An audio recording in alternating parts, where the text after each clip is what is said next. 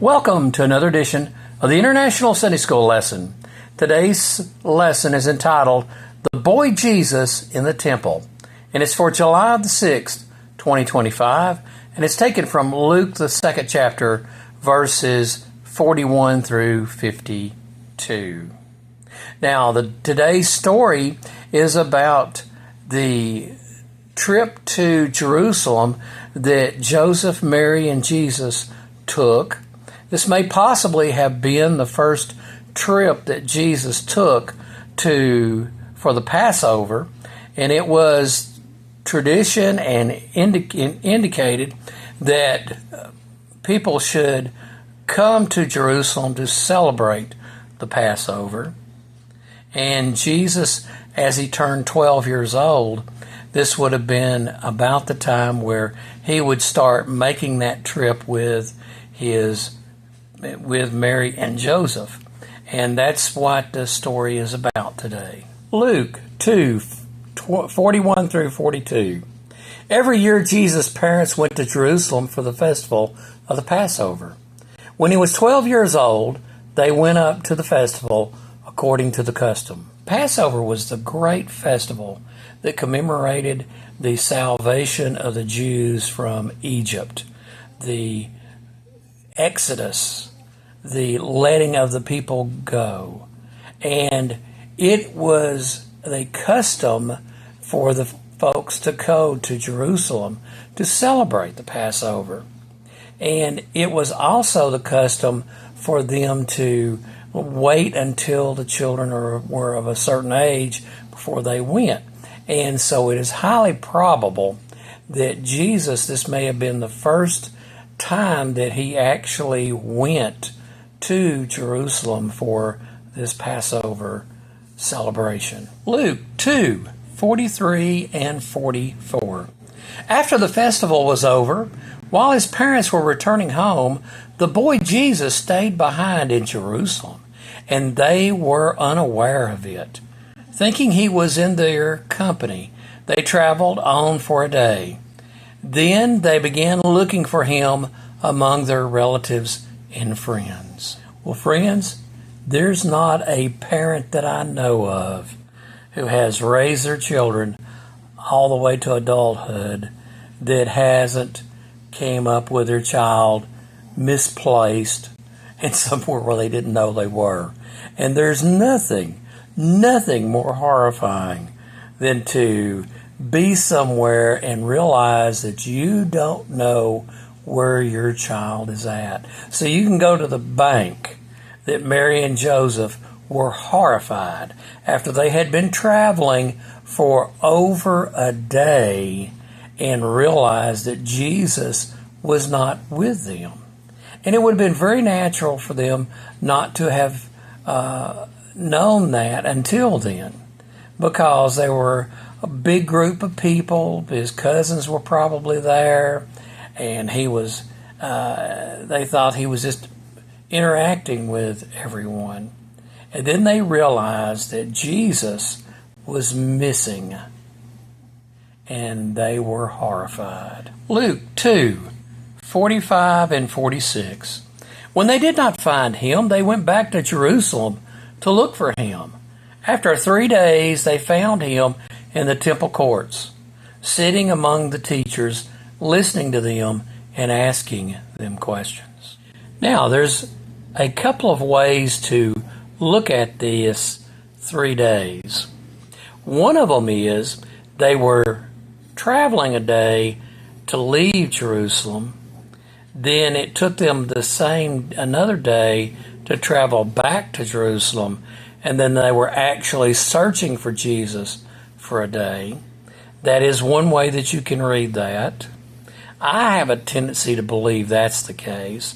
There's another way of looking at it, that it's not counting the travel time, that they came back to Jerusalem and hunted for Jesus for 3 days. But regardless, you could imagine the terror that Mary and Joseph felt as they were searching Jesus. Now, there's another thing, too, that we need to stop and think about, and that is the fact that Jesus interacting with these great teachers of the law. We know that Jesus eternally, from time everlasting, is a member of the Trinity. He is the Son of God. He is part of the Godhead. But now, we also know that he is also fully human. So he actually was going through a growth process as he was here. That way he knows the difficulties that we have in our life. So Jesus knows what it's like to go through puberty. He knows what it's like to get up in the middle of the night and stump your toe. He knows what it's like to be hungry. He knows what it's like to be hot. And so him interacting with these great scholars of the day was a completely legitimate thing for him to be doing.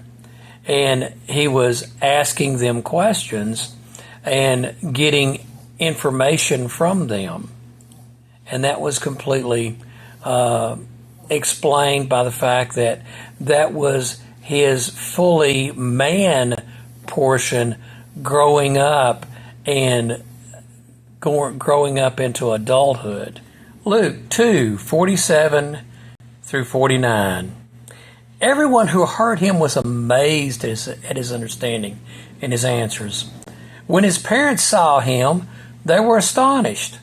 His mother said to him, "Son, why have you treated us like this? Your father and I have been anxiously searching for you." "Why were you searching for me?" he asked. "Didn't you know I had to be in my father's house?" Naturally, everyone was amazed at the answers and the questions that Jesus gave during that time period. He is the Son of God. He is a member of the Trinity. So naturally, he interacted with some very amazing statements and amazing questions. So his mother sees him and asked him, "Why have you treated us like this?" And Jesus said, "Don't you know that I needed to be about my Father's business? That I needed to be in his house?" And that was a very natural thing for Jesus to say. Luke 2:50 through 52. But they did not understand what he was saying to them. Then he went down to Nazareth with them and was obedient to them. But his mother treasured all these things in her heart. And Jesus grew in wisdom and stature and in favor with God and man. Even after all the miracles that they had seen and the visions and the visitation of angels, they still didn't fully comprehend everything. So Mary and Joseph were a little bit confused at what Jesus said. But Jesus went back with them to to Nazareth, and grew in stature and understanding and finished growing up. And so there again, we see where Jesus was both fully God and fully man. And we see he was fully man by the fact that he actually went through the growth process. And that's what we see here. Well, friends, I want us to take one concluding thought from this lesson, and I want to really emphasize it, and that is the fact that Jesus knows our struggles. He actually went through the growth process. He experienced all kinds of things during his lifetime. So when we pray to Jesus, we're not praying to someone who doesn't know what it's like to live an earthly life, because he actually did live fully an earthly life. Well, friends, good Lord willing, I'll be back with you next weekend.